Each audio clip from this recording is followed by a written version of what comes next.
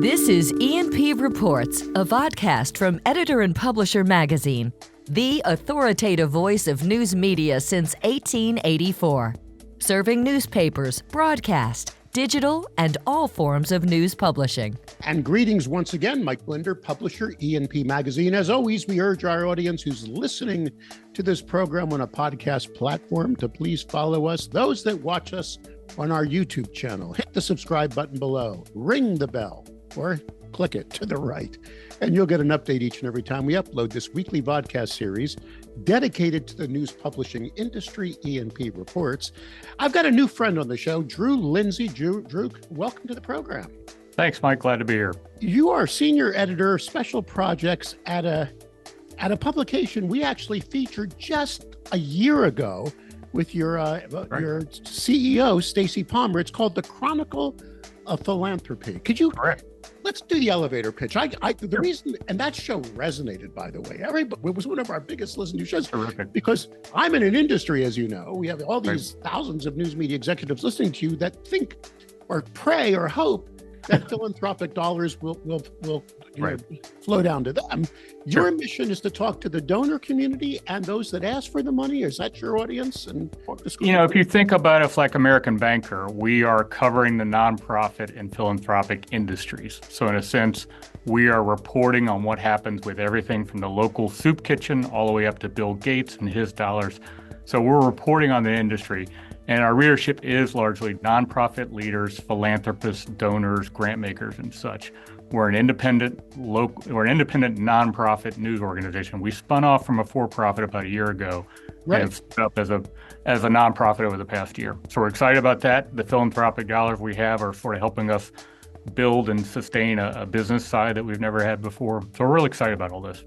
Lots to talk about. We're going to try to pack it into 20 minutes on the backside of this message. This episode of E&P Reports is exclusively sponsored by Blocks Digital, formerly Town News. Even though the name has changed, their commitment to the media industry is as strong as ever. Blocks Digital is now even better positioned to deliver integrated solutions like content management, audience development, advertising revenue, video management, and more. Join the over 2,000 news publishers worldwide that power their ongoing digital transformation with Blocks Digital, serving over 141 million monthly users who view over 6.5 billion pages of content each year. You can trust Blocks Digital to empower you, to connect you at scale with the community you need to reach. Blocks Digital, formerly Town News, now reimagined to help meet the news publishing challenges of tomorrow and beyond. Learn more at blocksdigital.com.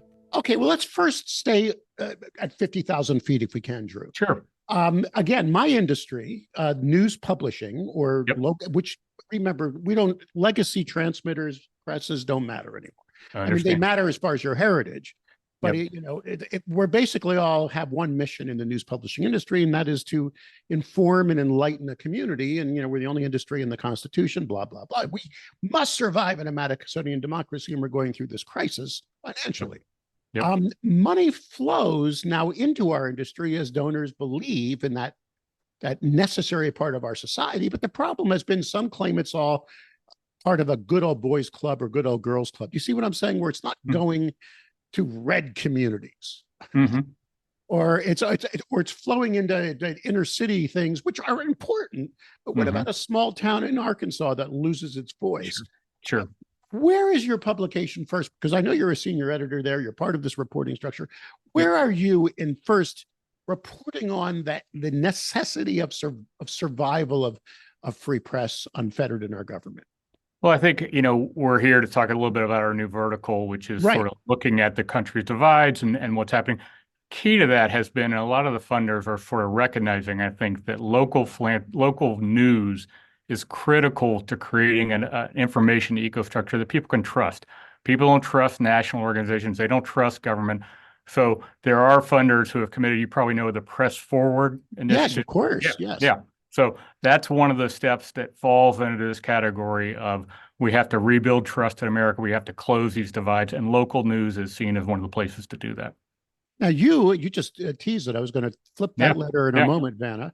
You have been given the job of launching a brand new vertical, and I know your organization is old, like launching a vertical is a big deal for you guys. Sure is. And this one is an interesting one because it's about, as you just said, a divide in our society that now funders believe has to be solved. Am I saying that right? Give us. Sure. Let me give the background again. I think people 10 years ago or so talked about polarization as something just afflicting Congress and politics, and why can't we get along in the House and the Senate and that kind of thing. Obviously, over the past 10 years, polarization has become something that sort of threads through every part of life. And I think what we're covering and recognizing, we saw as reporters in the field, we saw a growing number of funders and nonprofits who had come to the conclusion we can't get our work done on housing, we can't get our work done on charter schools or anything that we want to pursue because the country's so divided. So they have started to put together efforts on a whole range of things to try to build cross divides, to try to build community, to try to engage people at the local level, that civic well-being in a sense at the local level. So what we're doing is building a vertical that's going to report on all these efforts, that's going to take a look at the various strategies. It's going to try to take a look at what's effective. Oh, here's a new pilot out here. Let's take a look at what it's premised on, what strategies is it approaching. So we really want to report on this field. And part of it is we're going into an election year. We're in an election year. And a lot of the questions about the country's divides are going to surface in terms of politics. But we all know that those divides are much deeper. We're looking at income inequality that's grown tremendously over the past 10 years. That's a divide that divides people. Racial inequality, racial equity. There's a real divide in terms of race in the country. We're going to look at rural and urban divides and why is it that they're so separated there. So it's not just a red-blue thing we're going to be looking at. We're going to look at all kinds of divides. But when you say things like income inequality, there are some political implications there. Some would say, how woke of you? I mean, how do you guys straddle the center politically when you discuss some issues that I'm not trying to pick sides here. No, I understand. But how do you stay away from that perception that anything that has to do with all this is far left wokeness? How do you guys make sure you're always in the center? Sure. I think like any good journalist, you're trying to listen to all sides. We are creating this as our vertical is called the Commons. Right. And the idea is that we're going to bring lots of perspectives into that place.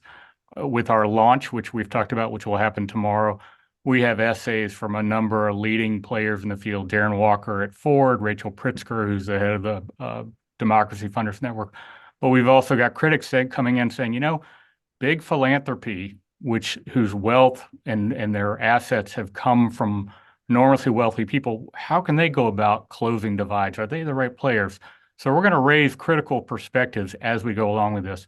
And I think when you look at income inequality, I think I told you I did a piece down in the Appalachians, a profile of a woman down there who has, you know, she's been embraced by philanthropy. She's doing all this work, but as she's gotten into it, she's realized, you know, there are a lot of bias against Appalachia. There's a lot of bias against rural people. They assume we're dumb. They assume we don't know what we're doing. So we're going to take a look as we go along, as reporters, as independent journalists, at those divides. So again, you referenced the fact that we are doing this interview on the day before your launch. So those that were listening to the recording 15 years from now, the date of your launch is April 2nd, correct, 2024.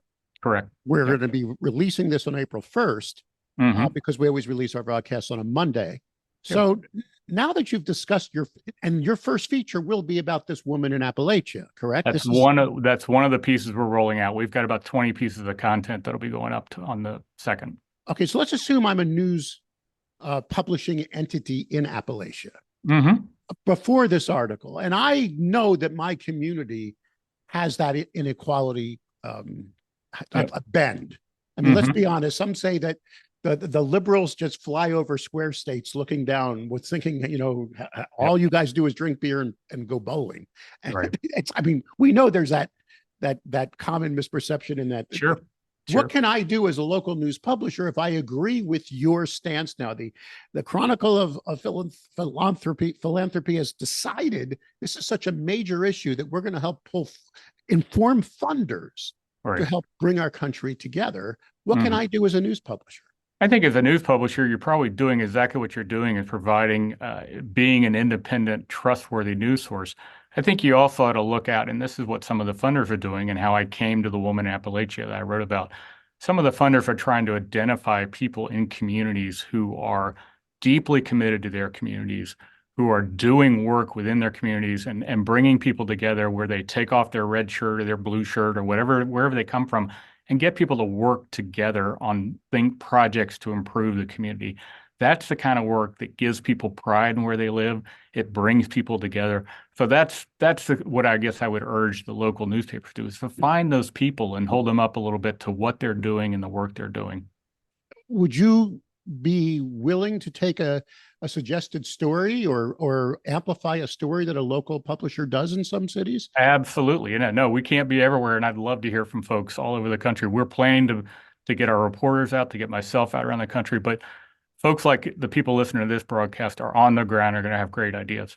Well, I mean, it's amazing because every reporter wants to help influence change, right? Right. And imagine if you do uncover a story and then you tip off your publication, and then a funder reads about it, and suddenly it grows. This could be amazing. Yep. Do you mind if I ask? I don't want to, Please. I don't want to steal your sizzle with your launch, but can you tell us another story that will be debuted in Commons? Sure. I think one of the interesting things is we looked at a pollster who works at a think tank called Populous, who has been doing private opinion survey. So when you take a public opinion survey, it's often, what's your most important issue to you today? And they'll say immigration or housing or education and such. What private opinion surveys do is ask a range of sort of set-making questions, in a sense. Tell us which of these sets of characteristics about these issues you agree with. And that allows the pollsters to determine what is the real opinion of a person. This pollster has done a ton of this work, and what he's found is that while there are people on the extremes that are loud and dominate discussion, the large majority of Americans have a lot in common, even on the values and priorities they have for the country. So that was an eye-opener for me. And one of the things he said is that, he's a neuroscientist, and he said the brain actually responds to the voices that are loudest and they're heard most often. And people assume there's a lot more division out there than there is. There's a lot more commonality. We just don't hear about it. So that to me was a fascinating look. We've got a story with some of his data and charts to reflect what he's arguing. Oh no, that's fascinating. Yeah. I mean, to me, because we just featured our cover piece for last month was on polling and how interesting. Yeah. And how it can be completely totally, because media, I mean, I don't want to go off topic, but media loves polling because it creates a topic you can resonate, right? Yep. I mean, Yep. And so that's why media sponsors polls. Yep. It's amazing how media rarely says, and we got it wrong. Yeah, no. So this is fascinating. I also like the fact that this gentleman's a neuroscience. So he's not just showing numbers, but he's showing that how the people are, how those numbers are crafted. Fascinating. Sure. Can I bug you for one more? Please, yeah. Go ahead. We have a great, and we talked about this before the show that all media is trying to grow and change. We've done very little multimedia, but we're launching, or with this launch, we have a interview or a conversation between Robert Putnam, who's the author of Bowling Alone, and Eric Liu, who's really one of the leading civic engagement advocates in the country. It was a terrific conversation. We put them together because they're friends. Actually, Eric was a grad student of Putnam's back in 1997 when Putnam was just writing Bowling Alone, and his syllabus was drafts of chapters. So Eric and Robert got together and they talked really about how do we get into this mess, how are we the way we are in terms of divides, and how do we get out? And Putnam looked back to the progressive era in the early 1900s when you had high inequality, where you had high polarization, and he looked at things like local community action, the social gospel, bringing people together to work. So fascinating conversation. Putnam's had a book that probably nobody's heard about. It came out in the pandemic called The Upswing, which is really about here are the solutions for our problem that we're in. So it was a great conversation. No, this is fascinating. And again, will this vertical be behind a paywall, or can anybody get the comments? We're putting it outside the paywall. We feel like, as we said at the beginning, the elections are going to drive a lot of conversation about divides, and we want our content and what philanthropy is doing to be part of that conversation. So everything we're going to produce is going to be outside the paywall. So it's almost like this is your evangelizing content now. It would be bringing more eyeballs to your brand. I want to say we're going to be critical journalists and looking at this. It's not like we're cheerleading here for anything. We want to be, looking at the effectiveness of some of this work, looking at what really works in this space. So it's not just cheerleading, but it's such an important issue for the country. We ought to look at it. And again, we're seeing this growing movement among funders, and somebody really has to take a look at what they're doing, how they're spending their money. Is it working? So that's part of our impetus. If I may put my own editorial slant, and it's my program, I can do whatever the hell I want on my show.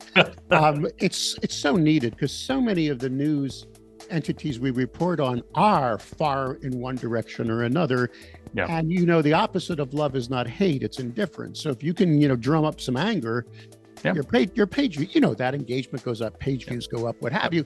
But in a way, that's just keep fanning that flame. I once said on this program 2 years ago, everybody should just reread Bonfire of the Vanities. That was before social media. You just get one issue and you flame it. This is actually something I think we all should be touching. So if any of our news publishing audience wants to sample the vertical, which is live within a few hours of this this broadcast, where are they going? How do they find it? The web address is philanthropy.com/thecommons.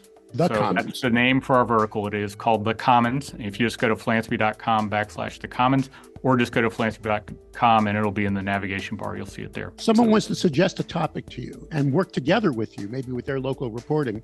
And it sounds like you're very welcome to it. What is your contact information? I'm drew.lindsay, LINDSAY, at philanthropy.com. You can also send an email to thecommons@philanthropy.com. Either way, it'll get to me. Drew Lindsay, Senior Editor, Special Projects at the Chronicle of Philanthropy. Amazing work, exciting stuff, and thank you for sharing it with us today. Thank you. Terrific to be on. Thank you.